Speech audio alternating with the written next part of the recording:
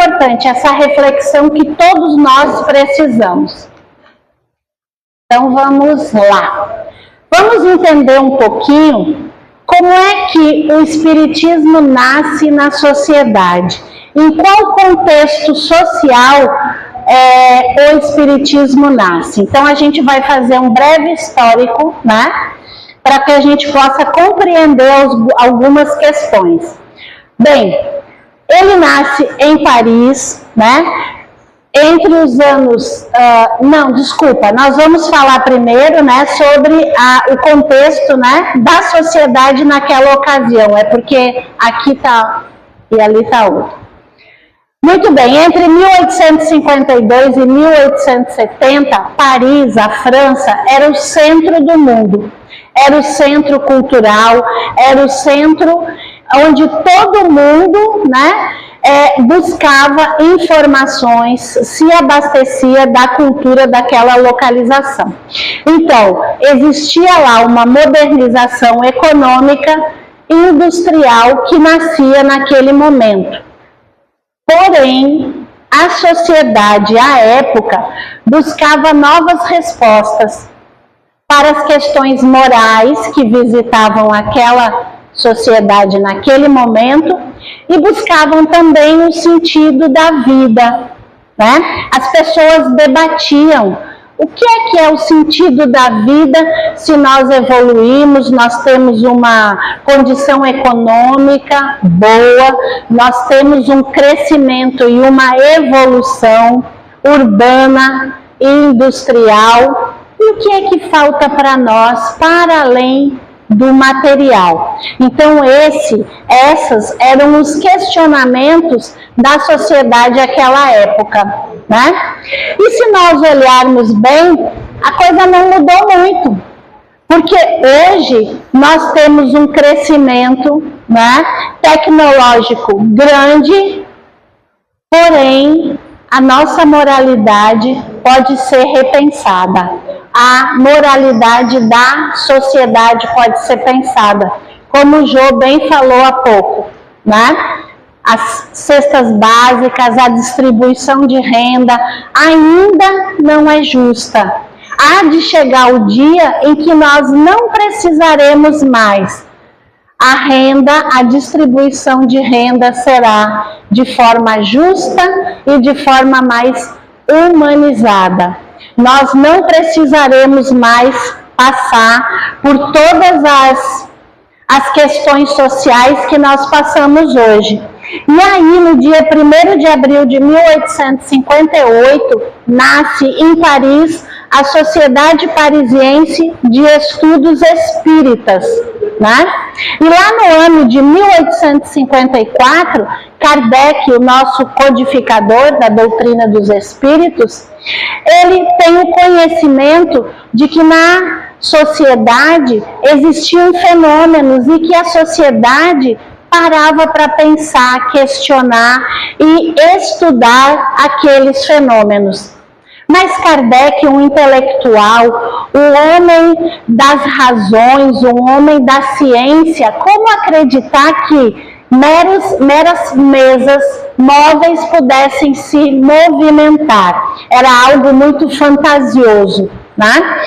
Até que Fortier, um amigo muito querido dele, intelectual também, o chamou: vamos conhecer, vamos ver, vamos analisar juntos, vamos estudar e vamos aí então formular a nossa opinião sobre esses fenômenos. E assim Kardec, certamente intuído, ele foi ainda cético, impressionado com todos aqueles fenômenos, cuidando cada detalhe, estudando cada detalhe, ele começou então os seus estudos, né? No ano de 1855, aproximadamente, duas jovens médiuns da cidade de Paris, Caroline e Julie Bourdin, elas trouxeram uma mensagem a Kardec, uma mensagem psicografada, onde falava para ele sobre a missão dele na Terra. E ele, já intuído pela espiritualidade, dentro de uma preparação desde a sua infância, pelos interesses, por estudos, por filosofia, né? Sempre muito racional, ele se dedicou, se debruçou nos estudos, né? E começou então a avaliar aquelas comunicações. Mas Kardec não se deteve somente nas mensagens das irmãs. Ele foi, amigos por todos os continentes, ele foi trocando com médiuns de outros países para poder confirmar aquela informação. E naquela época, a informação era mais complexa, né? Hoje, por WhatsApp, a gente tem uma informação, muitas vezes fidedigna, quase que em tempo real. Naquela época, precisava cartas, viagens de navios e todo um tempo para que isso acontecesse. Mas ele, como já se disse, né, como já dissemos, intuído pela espiritualidade, ele se manteve firme e persistente naquele propósito. Ele entendeu aquele propósito, né? Quantas vezes nós recebemos uma missão e nós entendemos que aquilo ali é, de fato, os tesouros que nós temos, né? Porque todos temos tesouros, todos temos habilidades, todos temos missões. E Kardec, imbuído de tudo aquilo, com a ajuda da espiritualidade, ele lá pelos idos de 1855 a 57, ele começa a organizar perguntas para a espiritualidade. Ao total, 501 perguntas. Diante de todo aquele conhecimento filosófico dele, diante de todas as características de sua personalidade questionadora, ele começa a fazer essas perguntas. E aí, ele amplia ainda mais essas perguntas. Porque Kardec, ele não se dá por satisfeito. Ele começa a colocar 501 A, B, porque ele bota as possibilidades para que o cerco se feche e fique bem claro, bem racional para todos nós as respostas dos espíritos. A fé raciocinada, ela nos leva a questionar sempre, porque ela é ciência. E a ciência sempre parte da dúvida. Será que a comunicação desse espírito é fidedigna ou ela está contaminada pela psique do médium? É a primeira pergunta que nós precisamos fazer. E aí nós temos lá no Livro dos Espíritos algumas dicas.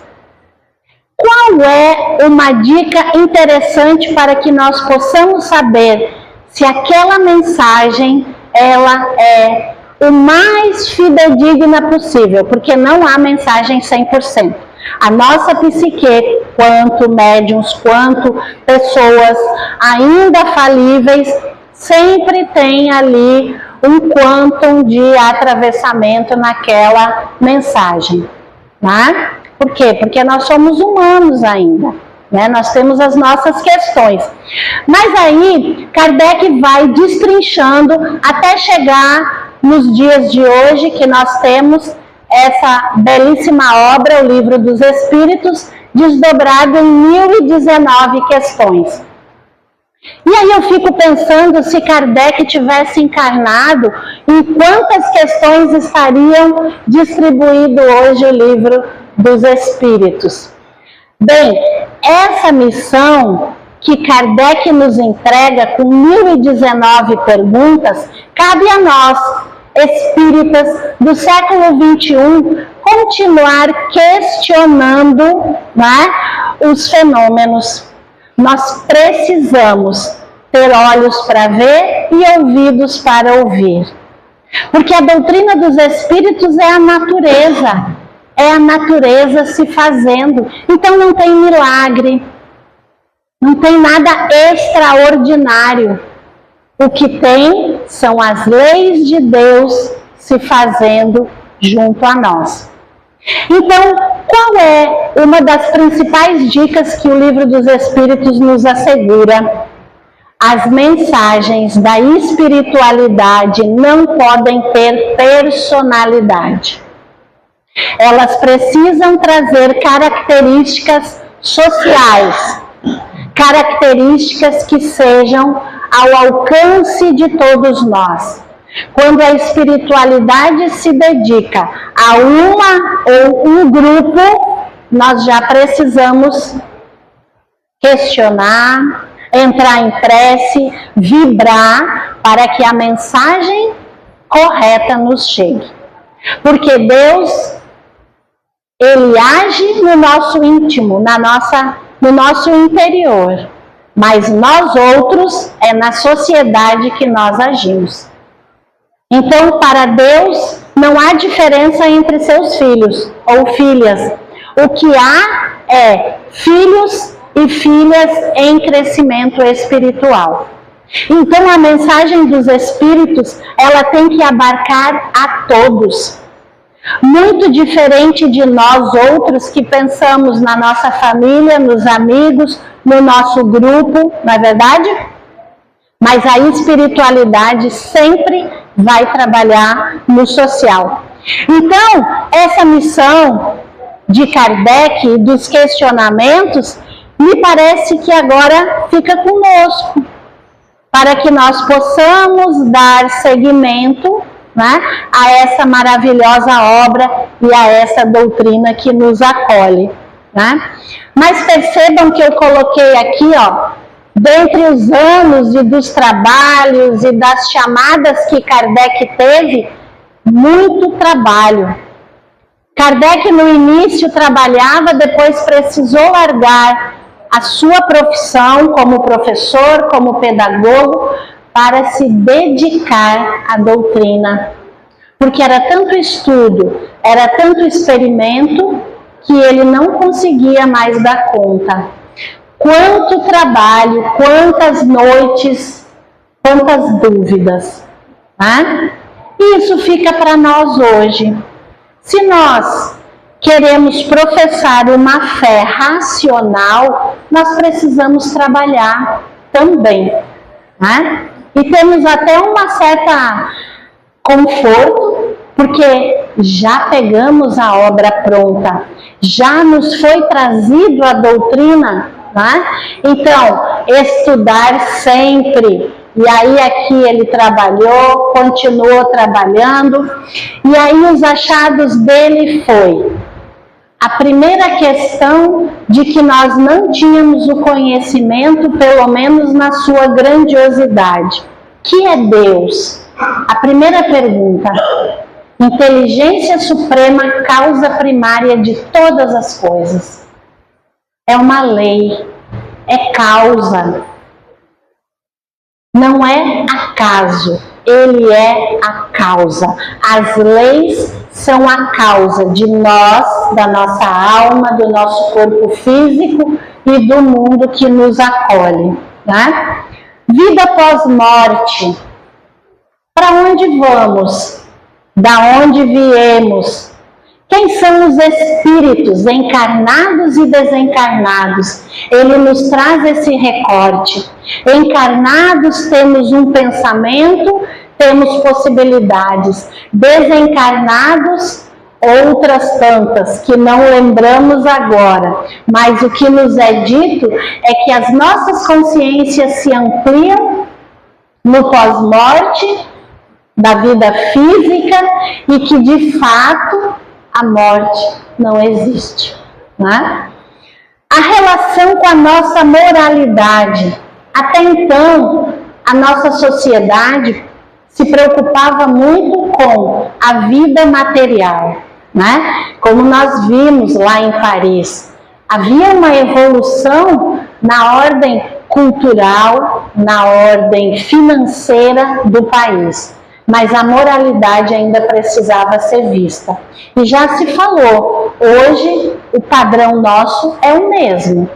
O que nós precisamos rever, sobretudo nas eras digitais, é a nossa moralidade, né?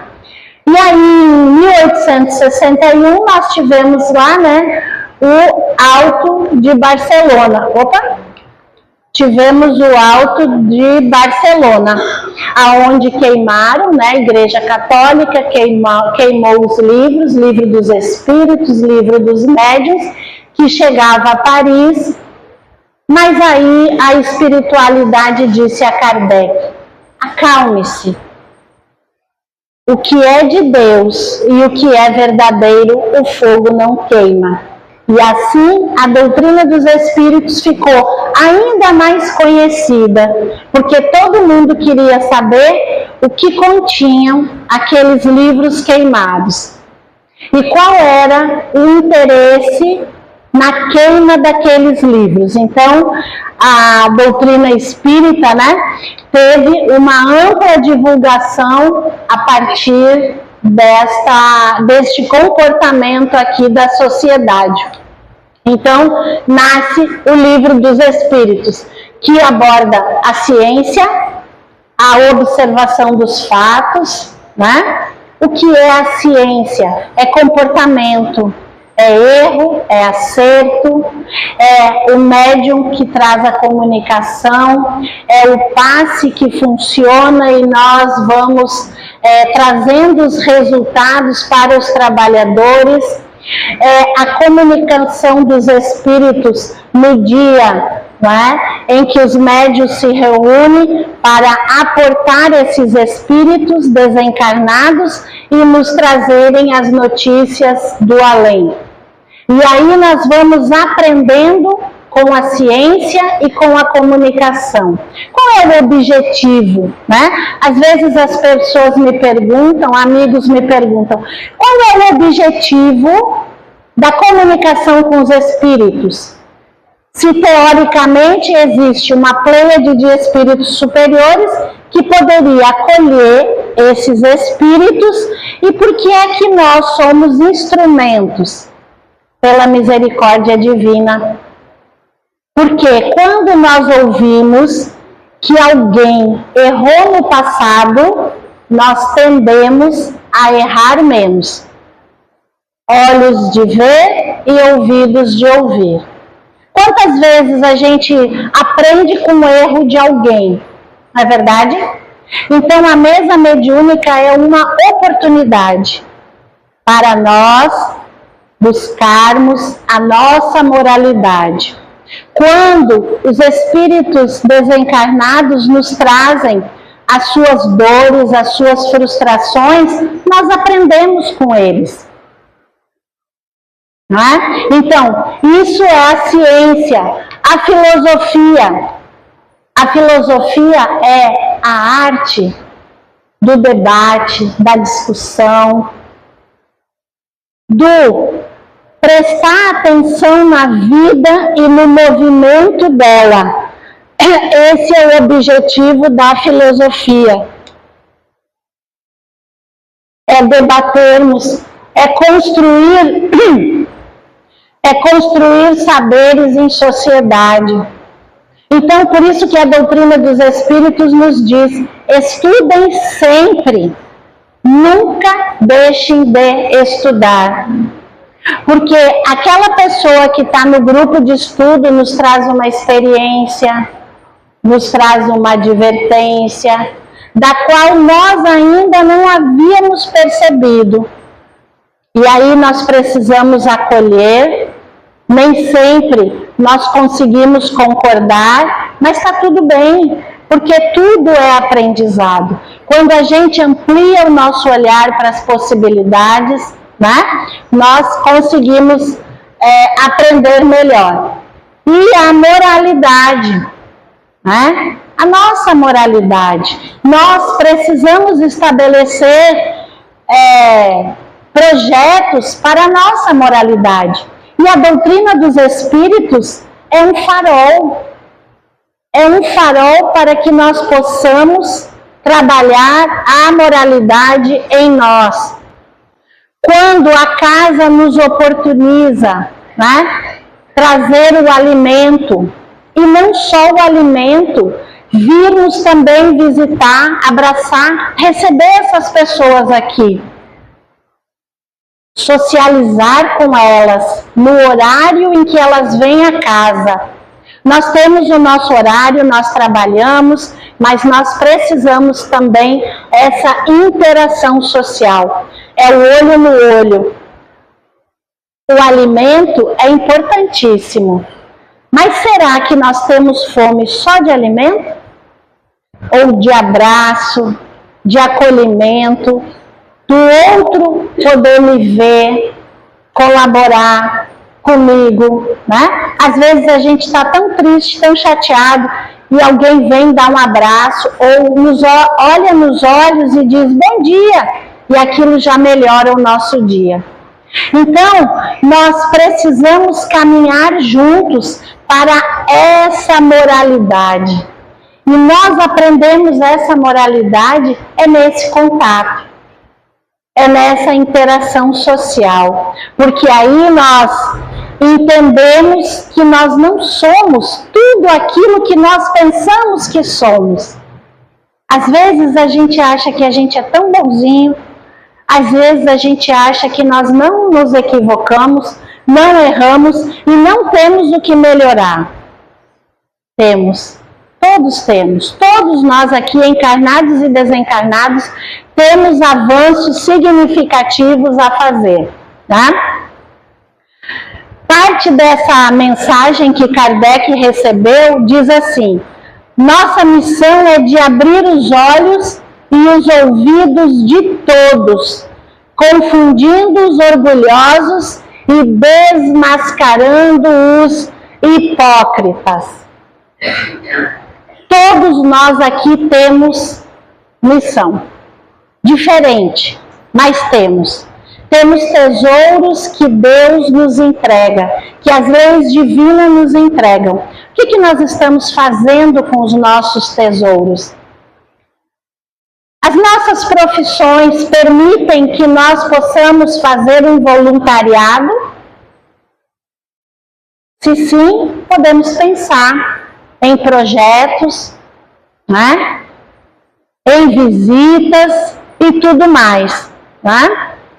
Então, ele fala que a missão está para descortinar uma verdade que a sociedade ainda não conseguia ver. Quando Kardec pergunta aos espíritos qual é o espírito mais puro que já habitou a Terra, os espíritos respondem: Jesus, o nosso farol, o nosso guia e o nosso modelo. Ele foi testado diuturnamente no seu comportamento, na sua moralidade, nas suas ações. E ele foi firme, e ele foi forte, e ele foi humano em todas as passagens que nós conhecemos. Todas, absolutamente todas as passagens dele nos falam sobre esse momento social que ele nos ensina, porque ele sempre foi provado, ele sempre foi colocado à prova, assim como nós, que muitas vezes nos perguntam: você é espírita? E você faz isso? Você é espírita, você precisa perdoar, você é cristão, você é cristã. E nós precisamos estar atentos ao nosso guia e ao nosso modelo. Como ele agiria naquela situação? Como Jesus agiria? Ele sempre agiu para mostrar para a sociedade qual era o caminho a seguir. Ele nunca condenou ninguém. Ele sempre nos chamou a atenção para que nós melhorássemos o nosso olhar para nós e para o outro. Na passagem da mulher adúltera, Ele não foi contra as leis daquela época. Ele chamou a atenção de nós outros para que, se ninguém ali tivesse algo a rever na sua vida, atirasse a primeira pedra. Se a mulher adúltera, se estivesse hoje aqui, se um irmão que ainda se utiliza de comportamentos inadequados na sociedade, nós atiraríamos pedra ou nós emitiríamos uma prece para que aquele irmão e aquela irmã pudesse retomar ao seu caminho? Porque o caminho dele, daquele que erra com a lei, e o meu e o nosso é o mesmo. A essência é a mesma, é Deus. Todos nós um dia vamos caminhar por essa trilha que Jesus nos preparou. Mas nós precisamos efetivamente ajudar uns aos outros. Quando nós vínhamos aqui para casa hoje, nós passamos ali numa avenida e tinha ali loja de armas e munições. E a gente pergunta, para quê? E a gente filosofa e vai mais além. Como é que um país onde 86% da sua população, segundo o censo de 2022, é cristã, como é que nós ainda permitimos comportamentos como esse? Quem é o nosso alvo? Quem são os nossos alvos? Então nós precisamos pensar sobre isso. Nós precisamos efetivamente agir como Jesus age. Porque ele age ainda, né? Então os Espíritos diziam, não temas, coragem, na vida tereis aflições, tende bom ânimo, tende coragem, eu venci o mundo. Então ele nos fortalece, assim como a espiritualidade também fortalecia Kardec. Prossiga com coragem, perseverança, estaremos contigo. Ao Evangelho segundo o Espiritismo. Pedi e obtereis. Quantas vezes o nosso mestre se recolhia no deserto para fazer prece, como a nossa irmã aqui fez hoje, para o nosso planeta, hoje tão necessitado? Quantas vezes ele se recolheu para poder, em contato com o Pai Maior, tomar as decisões e se fortalecer? Quantas vezes nós fizemos isso diante dos nossos problemas? Se nós pensássemos e se nós tivéssemos o comportamento, nós não precisaríamos de guerras, armas, munição. Na verdade, nós pensaríamos no coletivo, nós pensaríamos no outro, né? É o que Jesus nos ensina a todo tempo. A questão 782 do Livro dos Espíritos nos diz assim: se há homens que, de boa fé, impedem o progresso, e a resposta dos Espíritos é que se eles se assemelham a pequenas pedras que não impedem o avanço de uma grande carroça.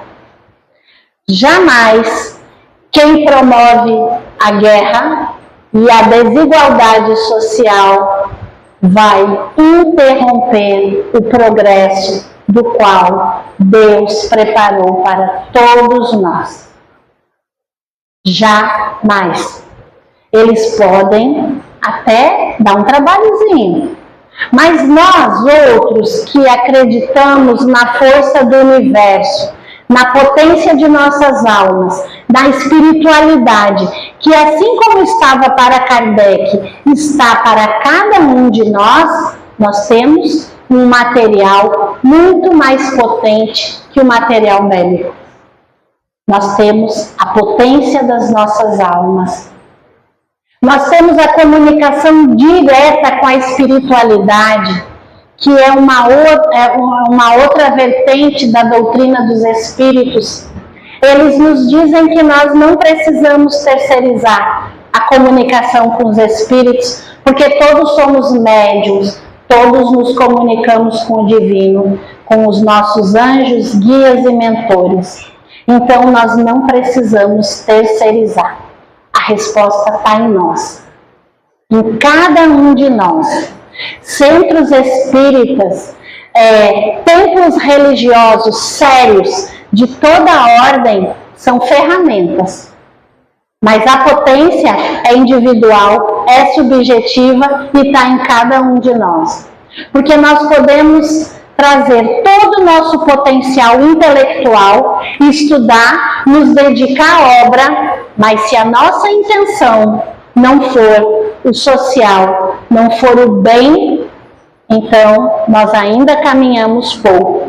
Talvez nós sejamos ainda aquela pedrinha que atrapalha a carroça da evolução.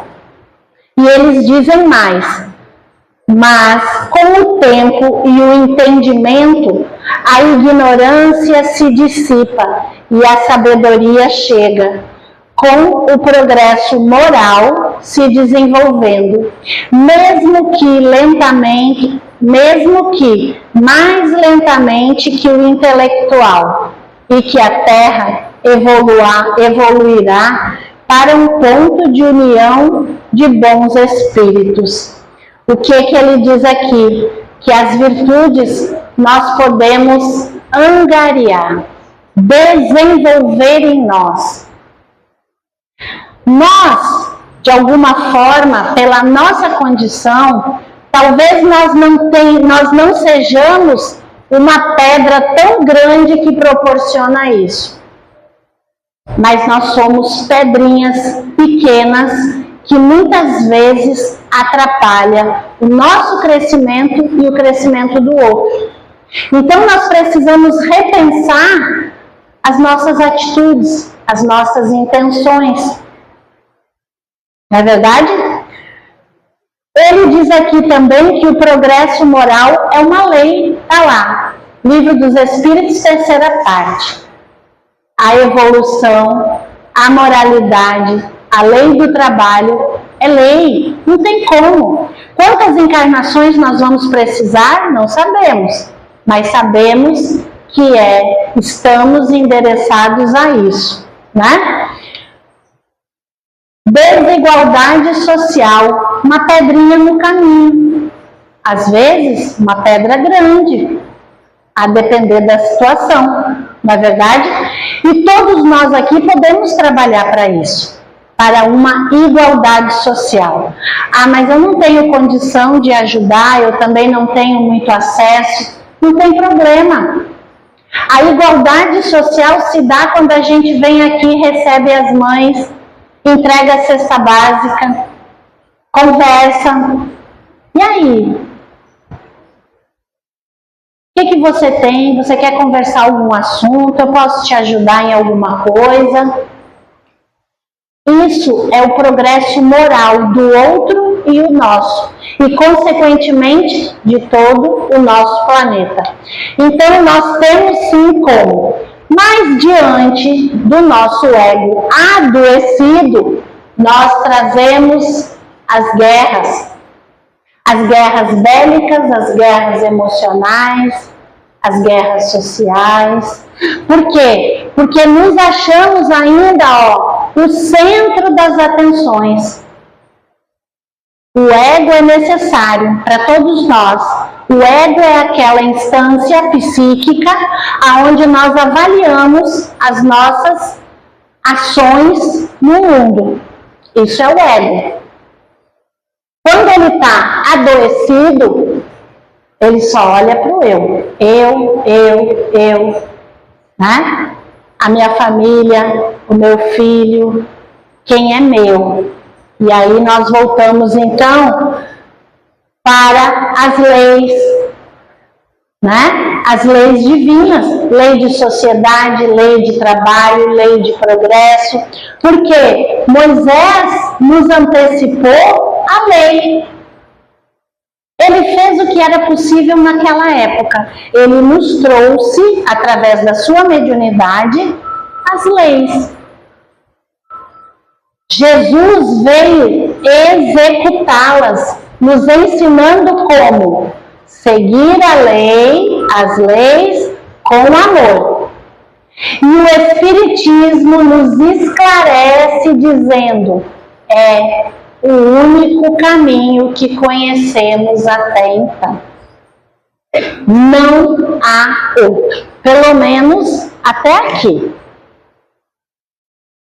Até aqui, a doutrina dos Espíritos nos esclarece que é só através do contato com o outro que eu vou aprender a amar. Mas como é que eu vou amar o outro nessa lei de sociedade se eu não me amo?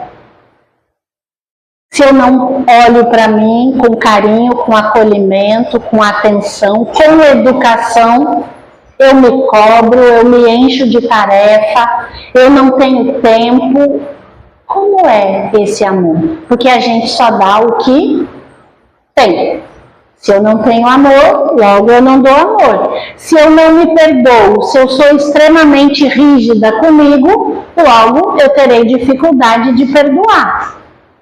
Então, são essas questões que nós precisamos efetivamente trabalhar, né? Essas questões não resolvidas, nos diz a doutrina dos Espíritos, que nos trazem aflições. Lá no capítulo 5 do Evangelho segundo o Espiritismo. As aflições decorrem das ações presentes ou passadas, como o nosso orgulho, o nosso egoísmo, a nossa ambição, né? Muitas das aflições são rebeldia nossa das leis divinas. Não aceito a reencarnação. Logo, eu vou fazer o que der na minha cabeça. Se eu não vou reencarnar, se eu não preciso cuidar da minha moralidade, para que cuidar das minhas ações, dos meus pensamentos, se a vida só se vive uma vez mesmo? Para que cuidar disso? Não é verdade? E aí, nós vamos ter as aflições, porque nós não aceitamos as leis. Nós entendemos que a coisa é do jeito que a gente pensa. E as coisas e as leis de Deus não deixam de existir porque nós não acreditamos nelas. E aí nós achamos que quem coloca o peso para nós é Deus. Deus não castiga, Deus é amor, né? Deus é perdão infinito, através das várias reencarnações que nós teremos, né? Então, Deus é amor, Deus não castiga. Deus impõe a reencarnação para levar os espíritos à perfeição. Todos nós aqui, encarnados e desencarnados, estamos fadados à perfeição. Mas para chegar à perfeição, nós precisamos de duas asas para a gente equilibrar. Não é verdade? A asa do conhecimento, que vai nos levar à moralidade. Porque eu só consigo adquirir a minha moralidade no momento em que eu compreender para que ela serve. Porque a vida oferece muita coisa boa, né? Hoje é quinta-feira, dia de chuva, uma pipoca, não é bom? Um filmezinho, é bom, mas a gente está aqui. A gente já entendeu que nós queremos adquirir as duas asas. A moralidade através do conhecimento. Então, o estudo, ele deve ser uma constante, para que nós possamos questionar, né? Lá no Evangelho diz, os falsos profetas existirão. Nós é que temos que questioná-los.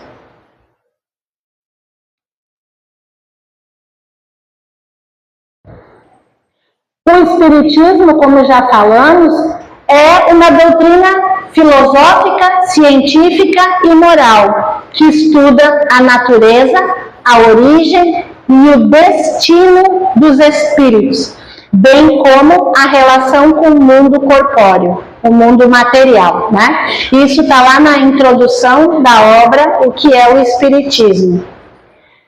Se eu tenho noção da onde eu vim, que eu não nasci do nada, que eu sou um projeto inteligente, eu preciso cuidar desse projeto.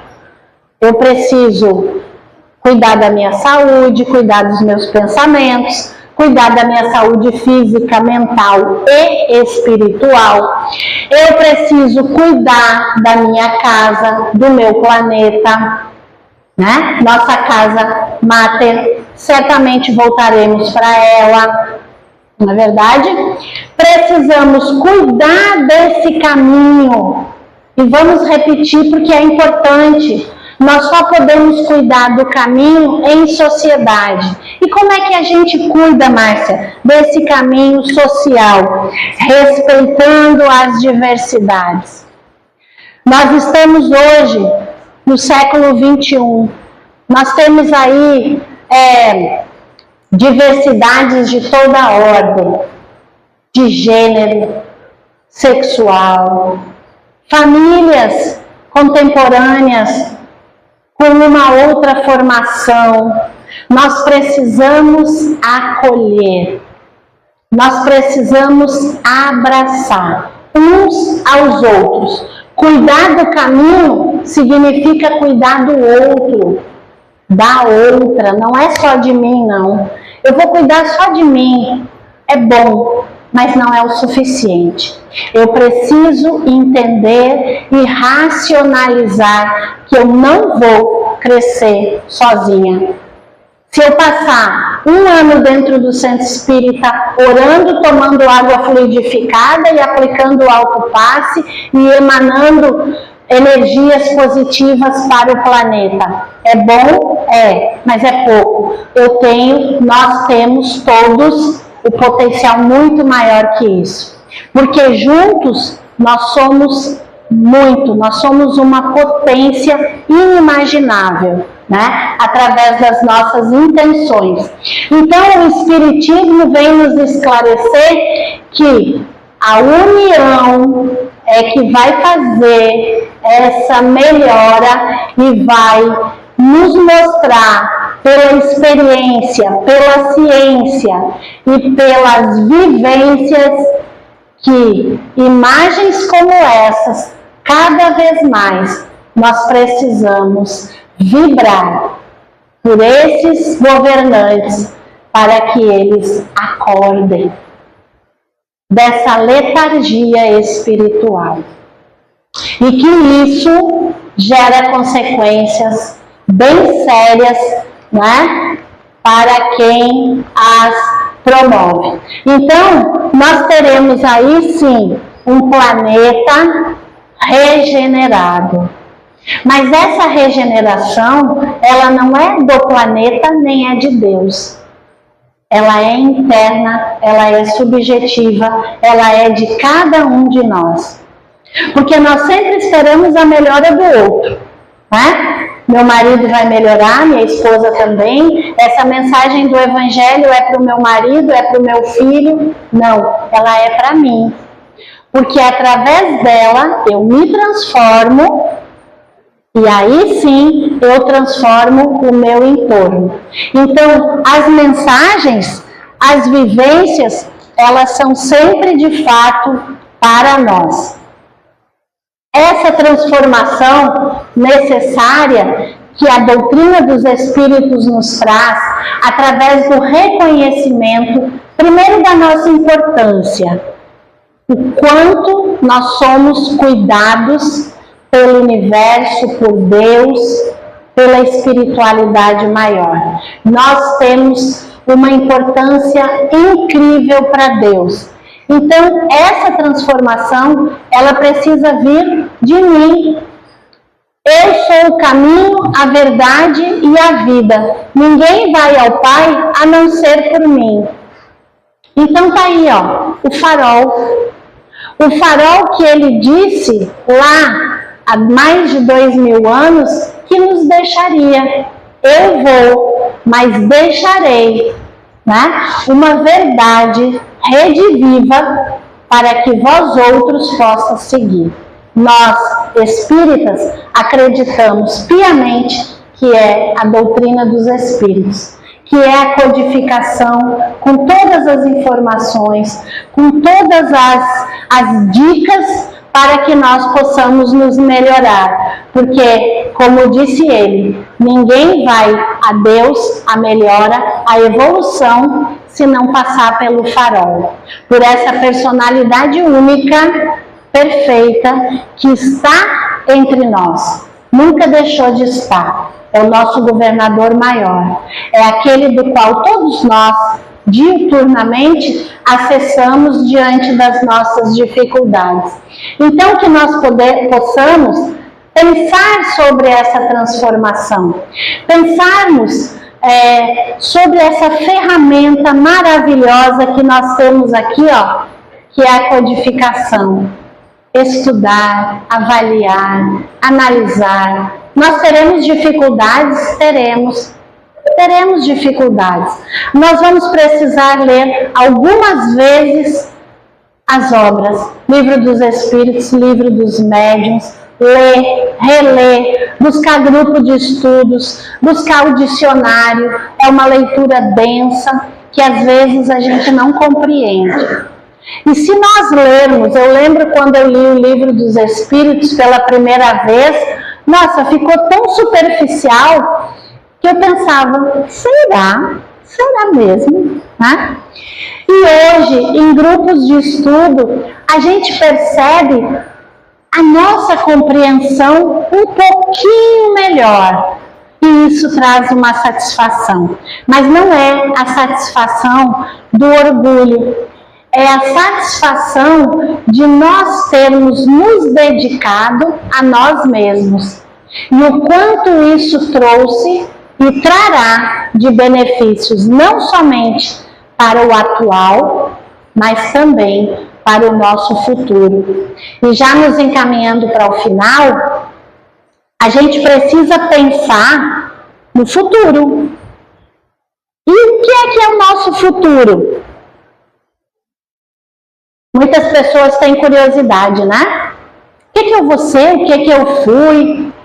Eu tenho desafios na vida? Será que eu fiz mal a alguém? Será que eu atirei pedra na cruz, né? A gente diz assim, tanto problema que a gente tem, né? O que nós fomos e o que nós seremos, nós precisamos examinar as nossas consciências hoje, agora. Hoje, quando a gente deitar no travesseiro, quem sou eu? Maria, José, Pedro, João, quem sou eu? O que é que eu consigo hoje? Sobre perdão, sobre acolhimento, sobre a minha moralidade. Quais são os ganhos? Porque nós temos. Quais são os ganhos que eu já adquiri?